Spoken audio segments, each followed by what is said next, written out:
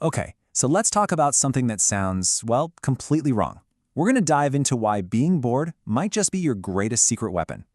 Ever feel like you've just hit a wall? You know, you're working on something you were super passionate about, but now it's just a grind. It's boring. Well, what if I told you that feeling isn't a sign to quit? What if it's actually a sign that you're doing exactly what you're supposed to be doing? Look, we're all kind of programmed to want excitement, right? We think progress should be this huge, flashy thing, like fireworks going off all the time, big leaps, constant breakthroughs.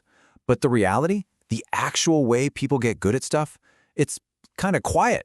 It's the same old drills, day in and day out. Super slow progress, just a routine. And that gap right there between what we expect and what's real, that's where we get into a whole lot of trouble. You know, to really nail this down, just think about the absolute best performers on the planet. When we watch a pro athlete, what do we see? We see the highlight reel, right? The buzzer beater shot, the gold medal ceremony. But that's just the shiny part. That's like 1% of the story. What we don't see is the endless, unseen work. I'm talking thousands of hours of the same boring drills over and over and over again until it's just pure muscle memory. And hey, this isn't just about sports. Nope, this pattern holds true for pretty much anyone who's a master of their craft. Think about a musician. We're at a concert, we're blown away by this incredible, flawless performance. It looks so effortless. But what we're not seeing is the lifetime of practice, the incredibly tedious scales, the mind-numbing repetition, playing the same 3 chords literally thousands of times until they are absolutely perfect. So here's the big takeaway from all this. For the athlete, for the musician, boredom wasn't the problem they were trying to solve. It was the path. It was the only way to get to mastery. It was, a feature, not a bug in the system. Okay, so this flips the question right back on us, doesn't it? When you get bored, with your job, your workout, that side project, what's your first instinct? Do you think, oh man, this isn't working, or something must be wrong? And this is where it gets really interesting. That feeling, that wall you slam into, let's call it the boring edge. And this is the danger zone. Why? Because this is the exact moment most people give up. They think, well, this isn't exciting anymore, so I must be on the wrong track.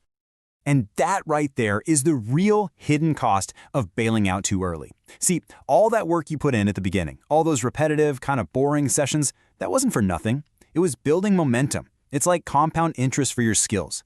Every single boring practice session was another deposit in the bank. So when you quit at the boring edge, you're not just stalling your progress. No, it's worse. You're cashing out and losing all that incredible growth that was happening just under the surface. So you know what? Let's totally redefine what boredom means. Right here, right now.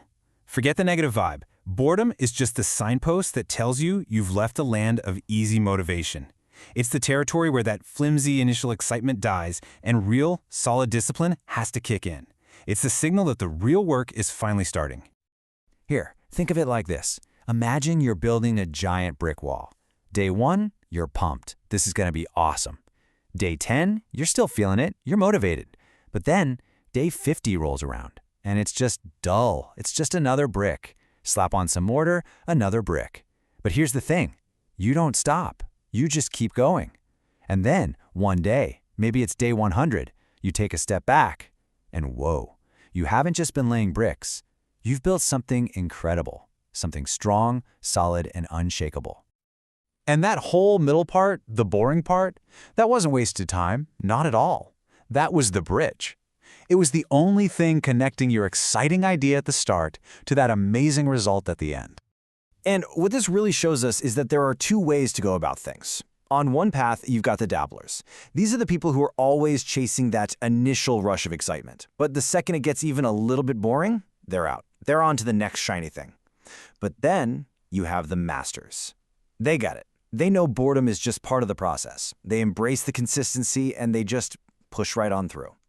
So, if we boil it all down, what's the formula for mastery? It's pretty simple, actually. Excitement, that just gets you started. It gets you in the door. Boredom, that's the fire that forges your skill. It builds your discipline.